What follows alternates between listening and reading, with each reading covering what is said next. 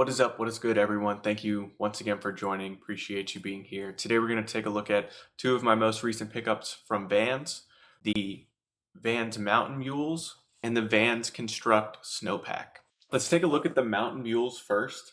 Here I have the Vans Mountain Mules in leather brown in a size 9. These mules are from the Vans MTE line, which is the Made for the Elements line. The Vans MTE line formed in 1988, and their first model was a modified version of the Steve Caballero with waterproof or water-resistant materials, making it the first mountain edition shoe by Vans. Not much to cover on these, but you do have a brown leather upper as well as a brown leather footbed, along with a 100-gram fill quilted mesh lining on the inside. These Vans sit on top of the MTE waffle sole. So this is the sole you'll see on a lot of their MTE snow boot. Another great thing about these mules is you can see this basically 270-degree foam insert. So this is great for walking around. You don't feel like you're bottoming out or sitting right on top of the sole. Very comfortable. This foam wedge really adds some comfort to these. Also to note, this leather upper is water resistant. It being from the MTE line, they went ahead and added a water resistant coating to this leather. As far as sizing on these goes, as you saw in the box, I went with a size 9. My true size is a men's size 8. In slippers, I go up to a 9. I don't like it when my heel sits on the very edge of a pair of slippers. I think it's a lot easier to get in and out of them if you do go up a size, so that is my recommendation on these. These are great. They do not feel too heavy on foot. I hate when I'm wearing a pair of slippers and it just feels like I'm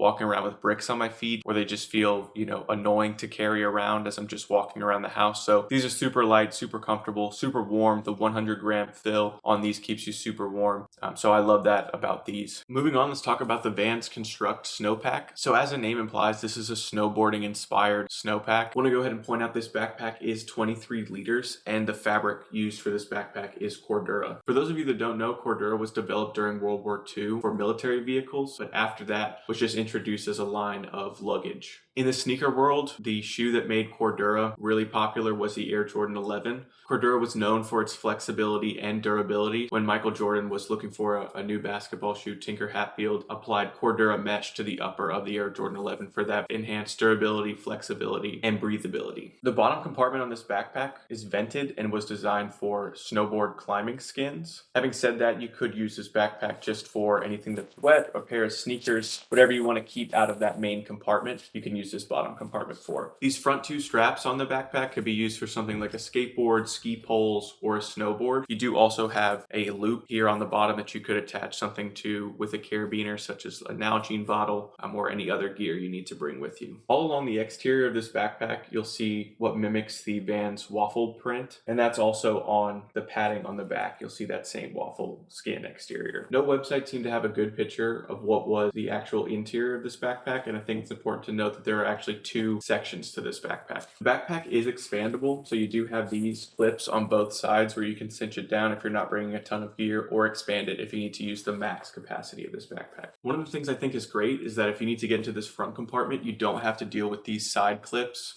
So this front compartment you can go right into if you need something quick. Inside I have some packing cubes in mine. You do have 3 compartments right in the front. These are for snow tools, so if you had a snow shovel or something else you need to put in here, you can. You also see the Construct logo on the inside, but this is a pretty good size front pocket. Moving on to the main compartment, this is the deeper compartment, the main compartment of the backpack. You do have a zippered section up here, as well as another zippered section in the front that is fleece lined. So if you had something like sunglasses, or your phone, you don't want to worry about getting scratched, you can put it facing the fleece on the inside and you'll keep that nice and safe. This is the main compartment of the backpack, like I said, much deeper, and you do see the classic Vans checkerboard in orange on the inside. The straps on this backpack are pretty great, nice and padded. You do also have a whistle on the chest buckle, and you also have a waist buckle down at the back. As far as my plans for this backpack go, I have a smaller backpack I typically travel with, but wanted to get one size up or just a little bit more storage in case I do max out that smaller backpack. So this is just, if I'm going on a longer trip and need to bring some more things, this backpack will be used for that. I don't do any snowboarding, but I do skateboard. So it's nice to have these 2 buckles on the front if I am traveling with a skateboard as well. So not a whole lot to cover, but like I mentioned, I didn't really see any website that did a good job of detailing all that this backpack has to offer in terms of its pockets and storage. So hopefully this gives you a better look at that. I think that about does it for both of these items. If you have any questions, questions, go ahead and leave a comment down below. Also, if you look in the stack of boxes, you'll notice the Chicago Air Jordan 1s or the Lost and Found Air Jordan 1s are no longer there. I did end up selling those, so make sure you subscribe to see what shoe I got to replace them. And if you haven't seen that video, go back and check out the review I posted on the Chicago or Lost and Found Air Jordan 1s. If you made it to the end of the video, please leave a like. Let me know if you have any suggestions for future videos. Otherwise, thanks for stopping by.